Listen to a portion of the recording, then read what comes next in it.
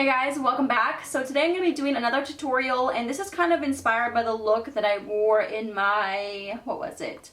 September favorites, I believe. I did like an olive kind of mustardy smoky eye, so I pretty much redid that but just made it a little bit deeper. Again, I showed you two lip options. I'm going to try to do that for most tutorials, that way you guys can see a more like wearable and a little bit more dramatic like I'm wearing right now. I did start this tutorial with my foundation and eyebrows already done, so if any of you guys are curious about the products that I use, I will list them in the description box below, as well with all of the other products I used in today's tutorial. And yeah, so let's go ahead and get started. Alright, so I'm going to start off with Makeup Geek's Desert Sands, which is this kind of mustardy brown color.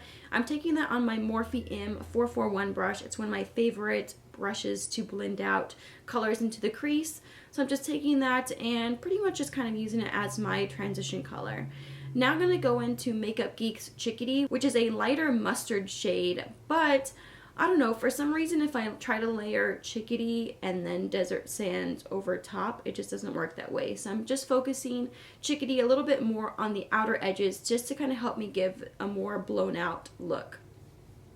Now I'm going to go into the Kat Von D Shade and Light Sage Quad. This is one of my favorite quads just because it's very unique colors. So I'm taking this mid-tone kind of olive green brown. I don't know, it's a very unique color. But these shadows do have a little bit of fallout, so I'm just dusting away the excess and packing a little bit of translucent powder underneath my eyes just to help catch any of that fallout, and then continuing to blend it into my crease using my SONIA KASHUK crease brush. I'm just building this up little by little because if you pile on too much at one time, it can begin to look a little bit muddy. Going back into the Sage Quad, the star of the show here, that's beautiful deep forest green. I don't have any other shadows quite like this color, but it can be a little bit hard to blend out. So same thing with the last color, you want to build it up little by little, and I'm using this tiny little e.l.f. crease brush. I find it perfect for using deeper colors like this when you really want to keep that pigment and keeping it from looking too muddy when you blend it out. So I'm just packing it on little by little. Then I'm just going to go back in with my SONIA KASHUK crease brush and use that lighter olive color just to help it blend out the edges. I'm going to try to kind of round out the sides because we are going for a more blown out smoky look. For the lid, I'm taking one of Makeup Geek's foiled eyeshadow in the color Jester. This is a beautiful olive color. I'm wetting the brush a little bit, but seriously, these eyeshadows are so pigmented on their own, you don't even really need to.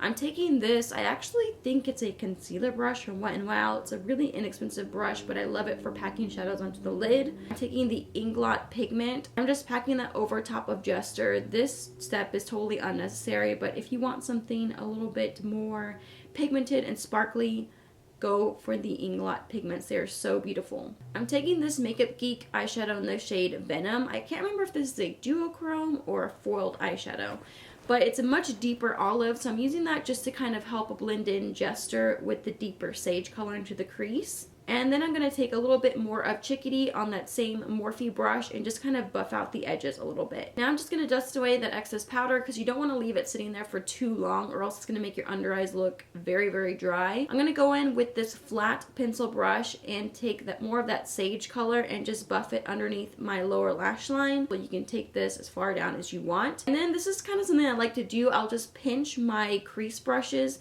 and I just use a little bit more of that olive color from the Sage Quad. For the inner corner highlight, I'm taking the Anastasia Moonchild Glow Kit. I'm using Lucky Clover and pretty much just packing that in with my finger just because that's where I get the most color payoff, and this is why I love not having like fake nails because it's so easy to do your makeup without them. Now for the waterline, I'm actually using this ColourPop gel eyeliner. I'm using the shade Mr. Bing. It's kind of like a deeper, very warm brown. I didn't want to use black eyeliner, so I went with that.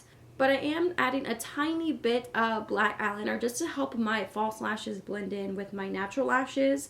For my mascara, I'm using the Essence False Lash Effect Mascara. And the lashes, of course, are the Cocoa lashes in the style Goddess. They are my absolute favorite.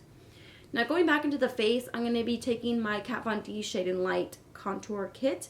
And I'm first taking the lightest contour color and just using that. I've kind of changed it up a little bit and I've started to contour before I bronze. I think that's the way you're supposed to do it. I don't know, but I find that it looks a lot more natural that way. Bronzer, I'm using the Physicians Formula Bronze Booster. I'm sorry if this is like very repetitive because it's kind of the same stuff that I use all the time, but they're some of my all-time favorite products. I'll brighten up the areas a little bit. I'm going to be using the Wet n Wild contour kit. I'm just using this banana powder just to help brighten underneath my eyes and help blend out anywhere that it might look a little bit muddy. For the highlight, of course, I'm taking my ColourPop Wisp highlighter in. That face though, I don't know why I always make these faces when I do my makeup, but I like to use it as a base for my powder highlight. And can we just take a moment? This is such a beautiful highlight. It's the Ofra highlight in the shade Rodeo Drive. Anytime I go for a more golden highlight, this is the one I go for because it's just so beautiful. I just like to go over that a little bit with my beauty blender just to help blend it in with my skin. And for blush, I'm taking my Milani blush in the shade Luminoso, I believe this was. It's a beautiful warm tone blush, and I love using this with like warm tone colors like I have on today. For my lips, I'm giving you guys two options. So this is the first like more nude option, and I'm using my NYX Suede lip liner in the shade London. I love these NYX lip pencils. Personally, I don't see the point of buying like high-end ones because these work just fine for me. I'm just taking the matching soft matte lip cream in the shade London. It's also one of my favorite nude colors. It has a little bit of a warm undertone, but it's still very, very nude.